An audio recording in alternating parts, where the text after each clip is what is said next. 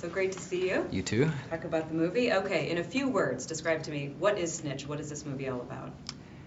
I think Snitch focuses primarily on the snowball effect and the tragic fallout of mandatory minimum sentencing laws that were enacted in 1989. The idea was to try to catch, traffickers, big time cartels, but unfortunately it's caught like 90% of low level drug offenders, nonviolent drug offenders, and it's had really unfortunate effects. So our story focuses on a true story that was an episode of Frontline, and asks the question, what would you do? What would you do? How far would you go to protect your child from one of these very unfortunate events? You play a very complex, very interesting character. Talk to me about the character you play. I play Agent Billy Cooper. He's a character with a pretty colorful past. He's spent a 4-year contract in Iraq, is transferred into federal law enforcement, and now is he's worked in undercover with the Hells Angels, but now is transferred into he's a team leader now for a DEA task force, and he's spent all those years undercover to sort of lose himself and try to disguise himself from questions about his past that he doesn't really want to face or answer. And you only really see that in the film through his persona. It isn't really explained, but it's the foundation that I built the character on. Talk to me a little bit, if you can, about working with this cast, this extraordinary cast. What was the highlight for you with working with such an A team? Well, for different reasons. I thought Susan was brilliantly cast in her character, and that it was a total flip for who we know her as, and characters that she's played in the past. I mean, she's a very brilliant and very vocal person in her own right, in a much more libertarian way than this right-wing U.S. attorney that she plays, and I thought that was just fantastic casting. In the same way, Dwayne was brilliantly cast, in that he also has this very intense action persona that he's so famous for, but here he plays this very humbled, sort of average blue-collar American dad who's faced with this situation that is so out of his depth. He has no skills as a man of action, and no way of really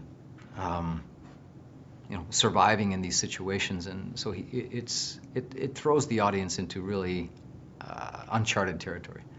That's something that I have to say resonated with me when I was watching this film, and I was just speaking with Dwayne about this. Some of these characters, I want to say, kind of in over their head, or just doing what they have to do and what it takes. Is that something that resonated with you as well, about taking this part and your character? And I think what I liked about it was the fact that it was rooted in fact about our judicial system, and that these mandatory minimum drug sentencing laws sort of spiral out of control into a system of coercion and lies, and it sort of snowballs where everybody's caught up in having to fulfill this mission, but nobody knows what the truth is. Nobody knows who's telling the truth, and everybody is sort of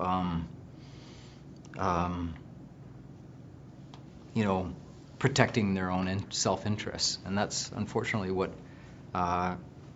is the problem with those laws. And I just was really fascinated with investigating it further for myself. I guess, is that something that's important to you? I mean, you hope that this film will ignite conversation.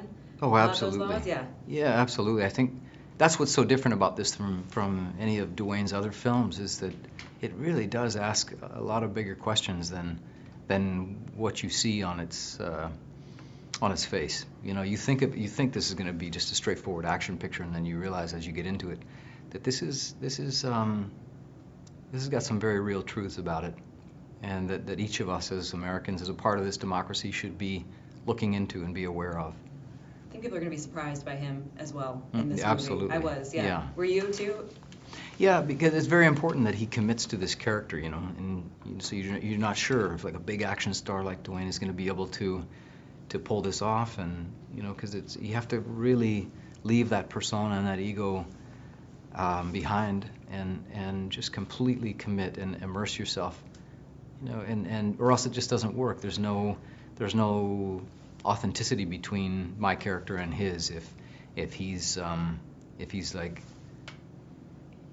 not uncomfortable every step of the way. If you don't see the terror and you don't see the what he's fighting for, the love of his child, and he totally committed. I loved it. Just talk to me quickly about Rick, the director. Speaking of authenticity, and being a former stunt person, how was that in doing the action scenes, and how was that working with him?